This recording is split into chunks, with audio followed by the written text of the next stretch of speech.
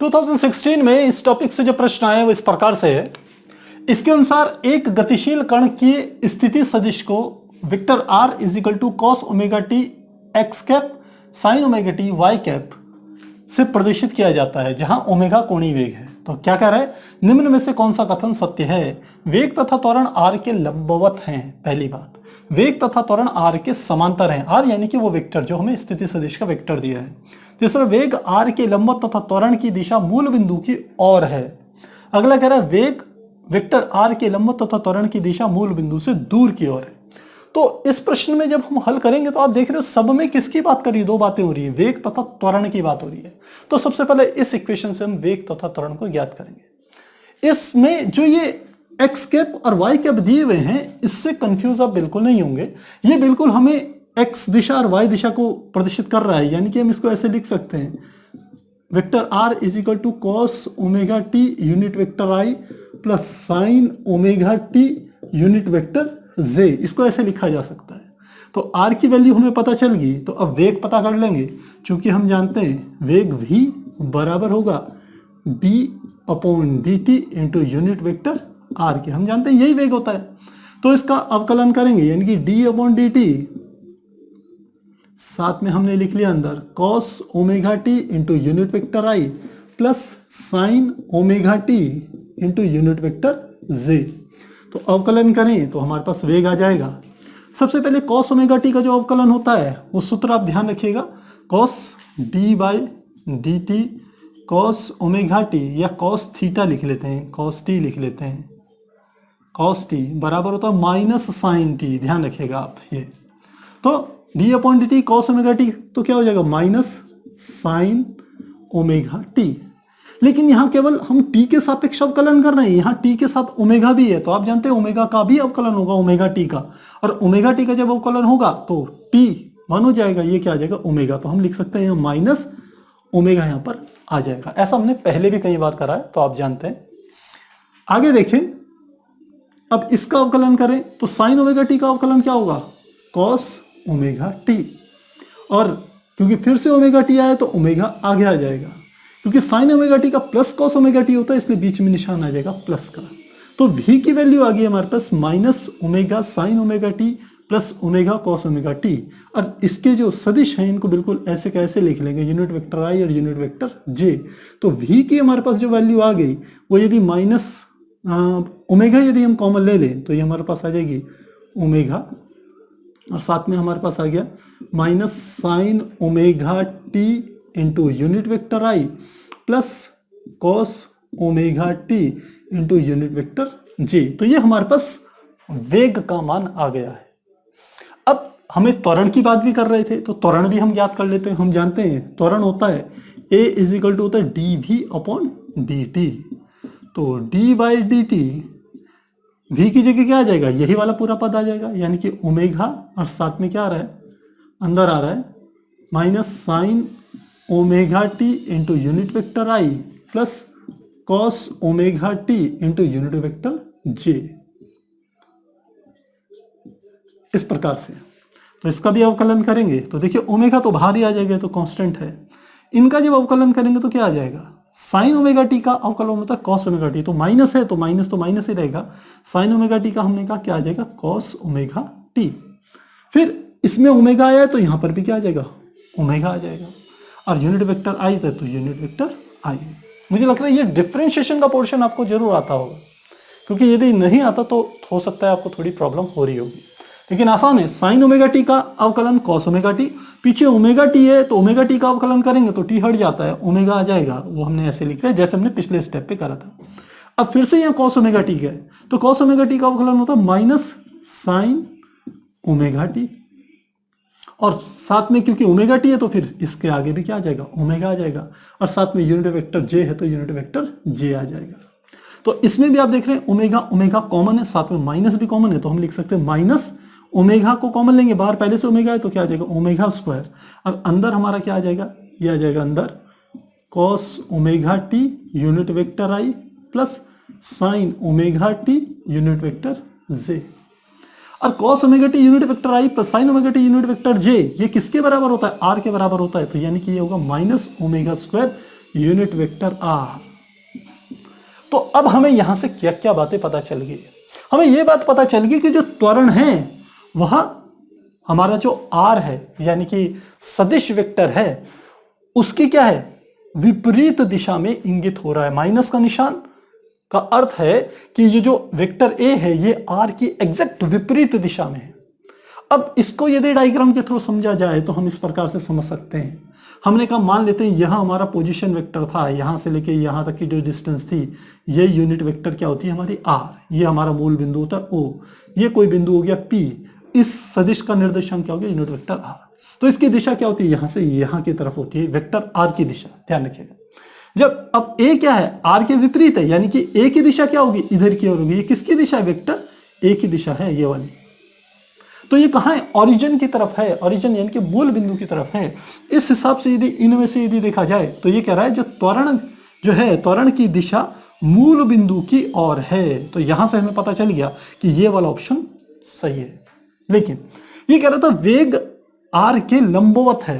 तो वेग तथा वेक्टर आर एक दूसरे के लंबवत तब होंगे यदि इन दोनों का मल्टीप्लीकेशन 0 के बराबर आएगा, यदि इनका जो गुणन होगा। तो किस प्रकार से करेंगे, हम करते हैं इसको। हमने कहा कि हमें क्या क्या निकालना है, वेग तथा आर को लंबवत शो करना है। तो लिखेंगे वेग यानी कि vector v into vector R बराबर किसके आ जाएगा, वेक्टर v की वैल्यू कितनी है अभी हमने यहां पर निकाली, यह आएगा omega minus sine omega T I into cos omega T J. तो लिख लिया ओमेगा, साथ में क्या आ गया हमारा minus sine omega T unit vector I plus cos omega T unit vector J. इसमें वेक्टर आर की गुणा करनी है इंटू यूनिट वेक्टर आर हमारा कौन सा, ये वाला cos omega T I plus sine omega T J, यानी कि cos omega T I plus sine omega T J. अब इन दोनों की जब मल्टीप्लाई करेंगे तो देखिए केवल आई की आई से मल्टीप्लाई कीजिएगा और जे की जे से मल्टीप्लाई कीजिएगा, बाकी छोड़ दीजिए। तो क्या आएगा, देखिए हमने करा ओमेगा को तो ऐसे का ऐसे लिख लिया, साइन ओमेगा टी की कॉस ओमेगा टी में मल्टीप्लाई होगी क्योंकि आगे माइनस है तो आएगा minus sine omega T cos omega T, और यूनिट वेक्टर आई की यूनिट वेक्टर आई में मल्टीप्लाई होगी तो 1 आएगा। तो ये इतना आ गया। फिर कैसा निशान है, प्लस का निशान। फिर कॉस ओमेगा टी की इस वाले साइन ओमेगा टी में, क्योंकि जे की जे में मल्टीप्लाई करनी है, आपने ध्यान रखना है, केवल आई की आई में और जे की जे में, बाकी सारे पद हट जाएंगे।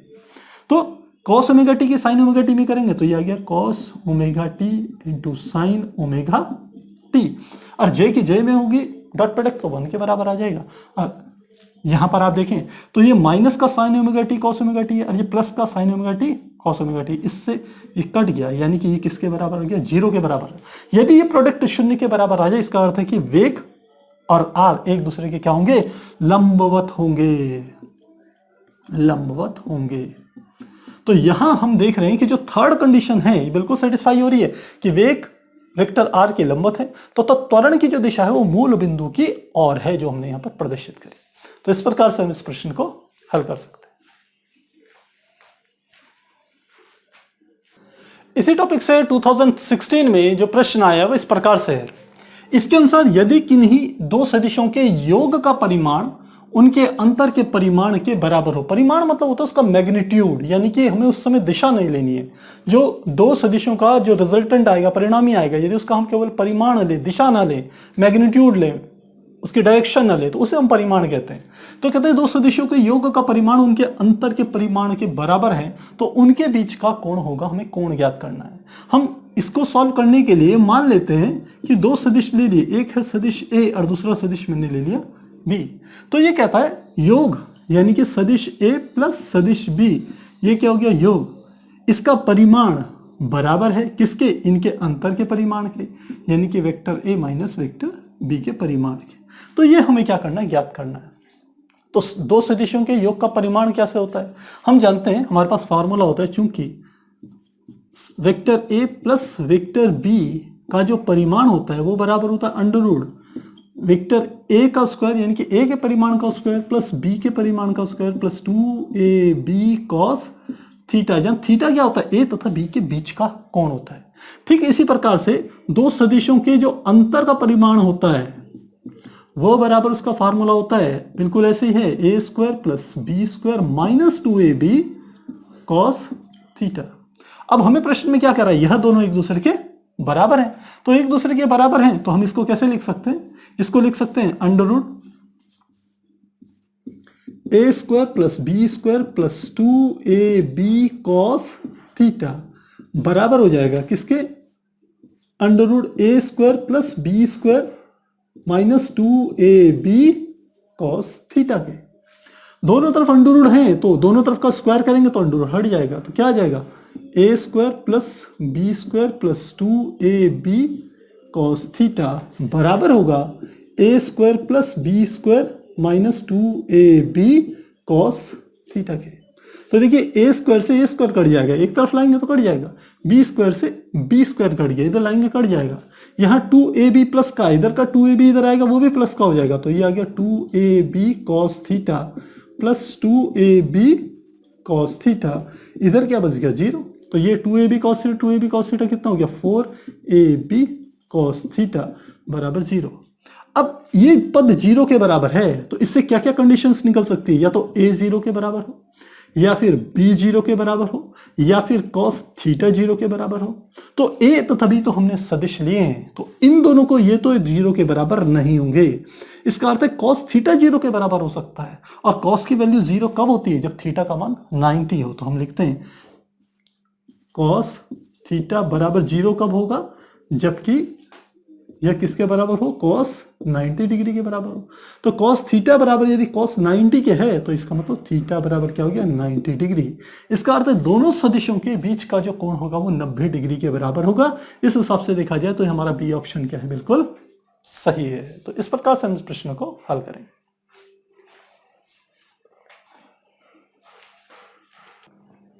टू 2017 में इस टॉपिक से जो प्रश्न आया वो इस प्रकार से है, इसके अनुसार किसी कण के x तथा y अक्ष के निर्देशांक किसी क्षण क्रमशः x बराबर 5t माइनस 2t स्क्वायर है, यानी कि हमें क्या दे दिया है x बराबर 5t माइनस 2t स्क्वायर, और साथ में y बराबर दे दिया 10t, यानी कि y बराबर कितना दे दिया 10t, ये हमें दे दिया है।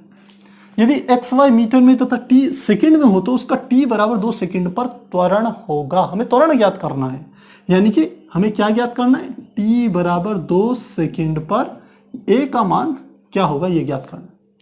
देखिए यह हमारे को जो कण की स्थिति दी हुई है वो x अक्ष पर और y अक्ष पर अलग अलग दी हुई है, और हम जानते हैं किसी कण की स्थिति को यदि यूनिट वेक्टर r से प्रदर्शित करें तो rxi प्लस ry जे से निरूपित किया जाता है।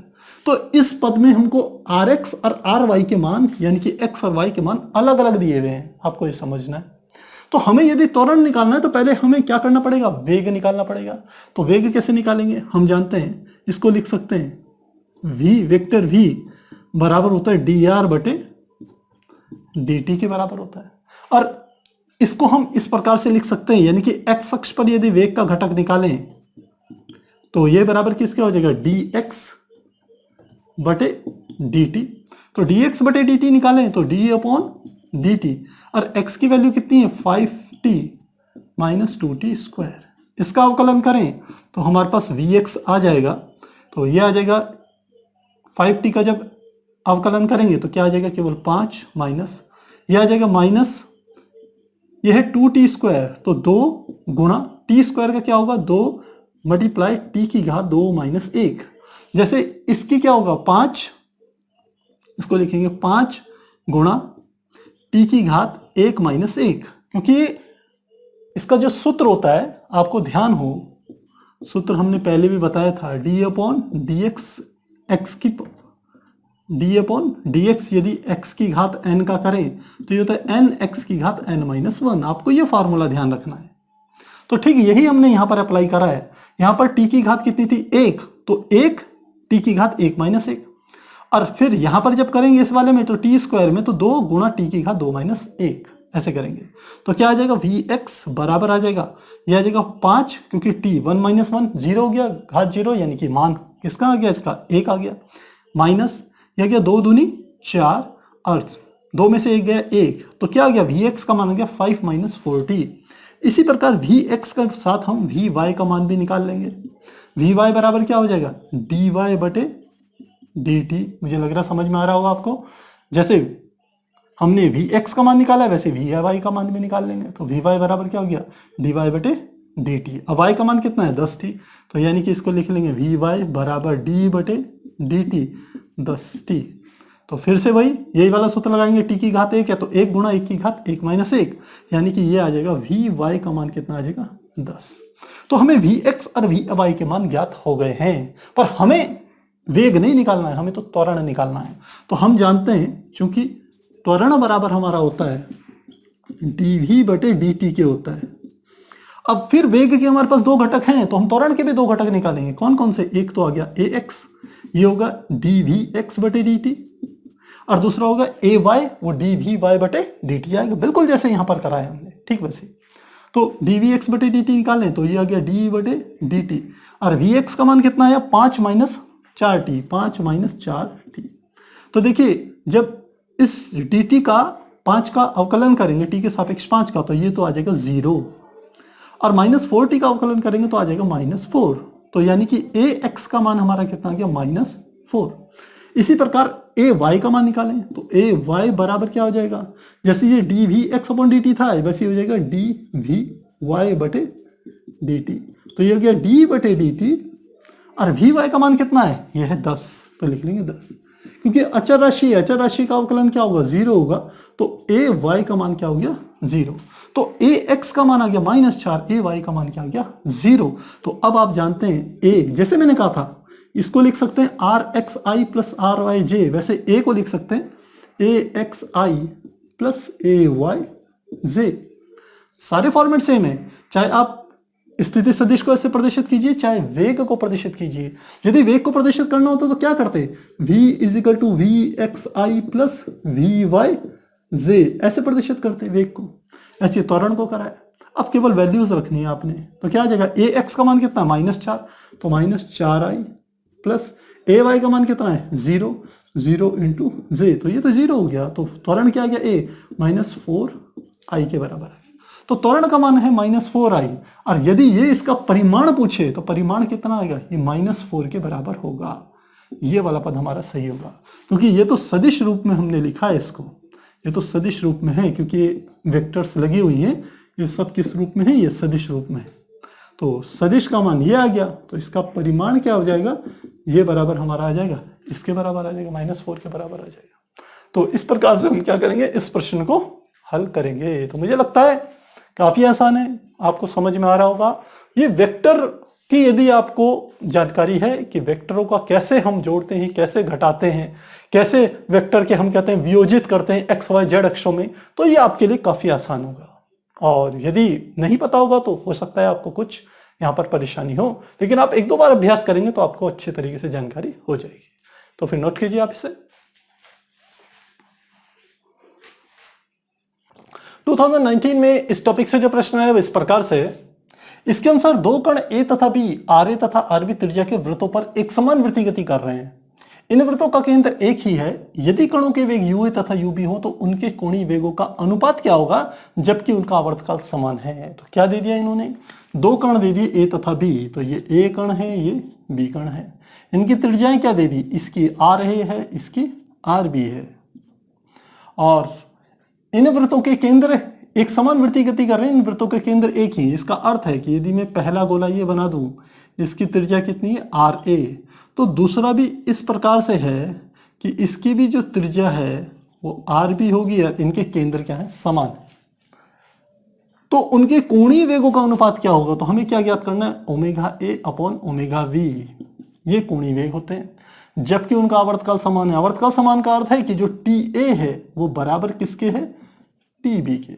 तो कोणीय वेग हम सीधे सूत्र जानते हैं, कोणीय वेग ओमेगा इज इक्वल टू होता है 2 पाई अपॉन कैपिटल टी के। तो ओमेगा बराबर क्या आ जाएगा, ओमेगा ए बराबर 2 पाई अपॉन टी ए। इसी प्रकार ओमेगा बी बराबर क्या हो जाएगा, 2 पाई अपॉन टी बी के बराबर हो जाएगा। तो पहले कण का कोणीय वेग बराबर 2 पाई बटे पहले कण का आवर्तकाल, दूसरे कण का कोणीय वेग बराबर 2 पाई बटे दूसरे कण का आवर्तकाल। तो हमें तो ओमेगा ए बटे ओमेगा बी को ज्ञात करना है, तो इसे लिख लेंगे 2 पाई बटे टी ए, और ये आ जाएगा 2 पाई बटे टी बी। तो 2 पाई से 2 पाई कट गया तो क्या आ गया, टी बी बटे टी ए। लेकिन यहां पर क्या दे दिया उसने, टी ए टी बी के बराबर है।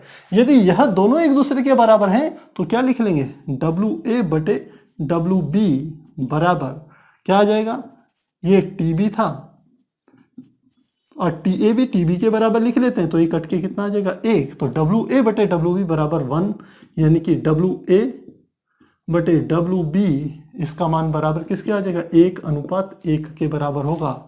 यानी कि हम कह सकते हैं कि इसमें जो कौन सा ऑप्शन सही है, जो डी ऑप्शन है वो बिल्कुल सही है। हम जानते हैं कि जो कोणीय वेग होता है उसका सूत्र होता है 2 पाई अपॉन कैपिटल टी। उसमें हमें आर से कोई मतलब नहीं है, हमें और किसी चीज से कोई मतलब नहीं है, यह सीधे आवर्तकाल पर निर्भर करता है। आवर्तकाल समान है तो हम इस प्रकार से इसे कैलकुलेट कर सकते हैं।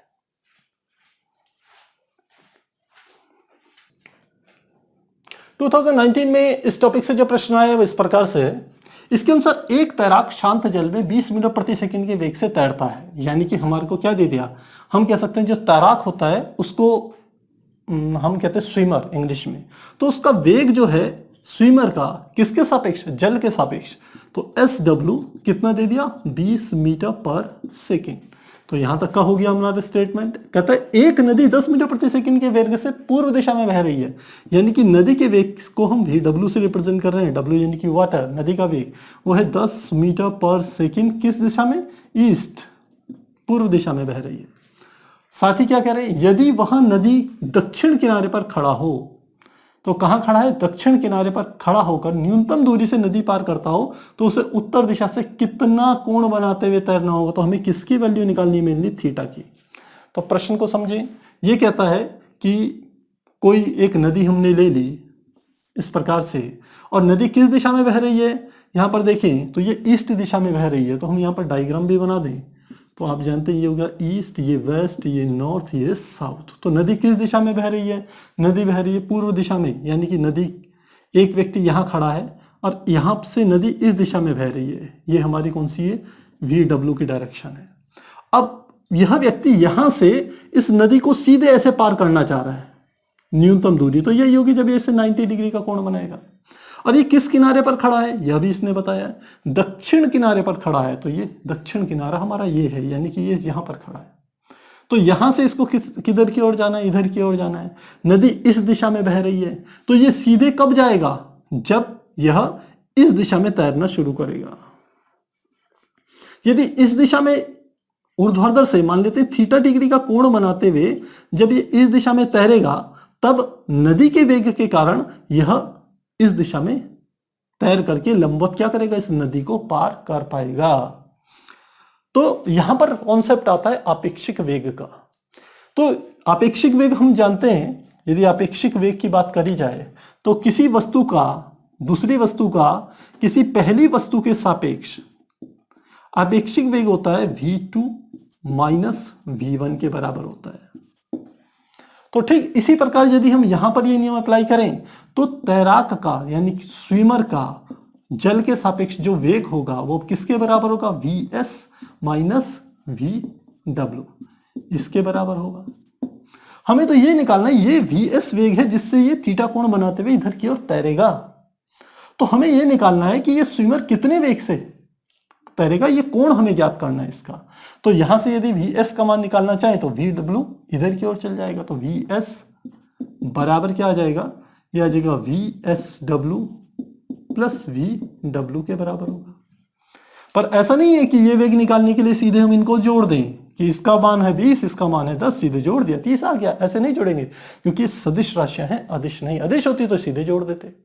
तो अब इसको कैसे ज्ञात करेंगे, देखिए इसको ज्ञात करने का तरीका यह है कि हम यहां से एक लंब इधर की ओर डाल देते हैं, एक लंब इधर की ओर डाल देते हैं। ये जो घटक है ये थीटा डिग्री के साथ ये कोण बना रहा है, तो ये वाला घटक हमारा कौन सा होगा, इस घटक को नाम देंगे हम v। ये SW है, ये हमारा कौन सा वेग है, स्विमर ना इधर की ओर तैर रहा है ना, तो ये है VSW। तो ये हमारा आ जाएगा VSW और साथ में क्या आ जाएगा cos थीटा। इस दिशा में करेंगे तो क्या आ जाएगा VSW साइन थीटा। और लास्ट में स्विमर को इस दिशा में पहुंचना है, इसलिए इस दिशा का वेग क्या होगा, वी एस होगा, यानी कि वी एस ये बराबर होगा। अब ये परिणामी है, यहां पर एक बात को और समझिए, ये वी एस क्या है, परिणामी है, ये किन दो वेक्टरों पर निर्भर कर रहा है, एक वी डब्ल्यू वेक्टर कौन सा है, सदिश ये है, और दूसरा वी एस डब्ल्यू, ये वाला सदिश कौन सा है, ये वाला हमारा ये वाला है। तो पहला सदिश ये और दूसरा सदिश ये, इन दोनों को जब जोड़ेंगे सदिश विधि से तो इनका जो परिणामी आना चाहिए वो इस रेखा पर आना चाहिए, तभी ये स्विमर, ये तैराक इस लंबवत रेखा से नदी को पार कर पाएगा। इस बात को आपको ध्यान रखना है। तो यदि इस हिसाब से देखें तो हमने यहां घटक करें तो आप देखिए V S W we sine theta बराबर होगा वी डब्ल्यू के, क्योंकि स्विमर ना इधर गति कर रहा है ना इधर गति कर रहा है, तो ये दोनों घटक आपस में बराबर होंगे। तो हम लिख सकते हैं वी डब्ल्यू बराबर होगा V S W sine theta के। और जो वी एस का मान निकालना चाहें तो वी एस बराबर किसके होगा, V S W sine theta के बराबर होंगे। तो देखिए तैराक इस दिशा में तैरा, उसके तैरने के वेग का एक घटक लोपित हो गया, या हम कह सकते हैं लैप्स हो गया, नदी के वेग के कारण विपरीत दिशा वाला घटक लैप्स हो गया। जो उसका ऊर्ध्वाधर घटक होगा वही घटक उसे एक किनारे से दूसरे सिरे तक पहुंचने में मदद करेगा। और इक्वेशन हमने यहां बना लिए, इस पे वैल्यू रखेंगे, थीटा का मान आ जाएगा, वी डब्ल्यू का मान कितना दिया है, वी डब्ल्यू का मान दिया है 10 मीटर, तो इसको रख लेंगे 10 बराबर, वी एस डब्ल्यू का मान कितना है 20 मीटर पर सेकंड, तो ये आ गया 20, साथ में साइन थीटा में ज्ञात करना है, तो क्या आ गया 10/20, ये क्या आ गया साइन थीटा, तो ये आ गया 1/2, यानी कि साइन थीटा बराबर 1/2, और 1/2 किस में होता है, साइन 30 डिग्री में होता है। तो हमें पता चल गया थीटा इज इक्वल टू आएगा 30 डिग्री। तो 30 डिग्री पता चल गया, पर किस दिशा में, तो देखिए वो किधर की ओर तैरना शुरू करा था, इधर से, ये कौन सी दिशा है, उत्तर दिशा। किस दिशा में घूम रहा है, ये पश्चिम दिशा की ओर जा रहा है, इधर की ओर। इस दिशा में जाएगा तब यह लंबवत इस नदी को पार कर पाएगा। तो 30 डिग्री उत्तर से किधर की ओर, पश्चिम दिशा की ओर, तो क्या लिख लेंगे, पश्चिम। तो इस हिसाब से आंसर देखें तो 30 डिग्री पश्चिम, ये हमारा जो फर्स्ट जो चॉइस है, ऑप्शन है, वो बिल्कुल करेक्ट है। तो प्यारे बच्चों, यहां पर हमने इस चैप्टर के 2013 से लेकर 2019 तक के प्रश्नों को हल किया। 2018 में कोई प्रश्न नहीं आया था तो हमने उसे छोड़ दिया है, कोई आया नहीं तो यहाँ पर मुझे लगता है आपको ये सारी चीज़ें अच्छे से समझ में आ गई होगी। आप इसका अच्छे से अभ्यास कीजिएगा, काफ़ी आसान है। आप यदि 1-2 बार इसे कर लेंगे तो सब आपको काफ़ी आसान लगने लगेंगे। मेन बात है आपको वैरायटी ऑफ प्रश्न करने चाहिए, क्योंकि वैरायटी ऑफ प्रश्न का ही महत्व है। एक जैसे प्रश्न यदि बार बार करेंगे तो उनका कोई ज़्यादा आपको बेनिफिट नहीं मिलेगा। यदि फिर भी आपके यहाँ पर कोई डाउट हो, वो हालांकि हमने यहाँ पर काफ़ी समय लेकर के आपको समझाने की कोशिश की है, लेकिन फिर भी आपके कहीं पर डाउट हो तो आप निसंकोच कमेंट बॉक्स में जरूर लिखिएगा। तो फिर मिलते हैं अगली क्लास में एक नए चैप्टर के साथ, तब तक के लिए गुड बाय।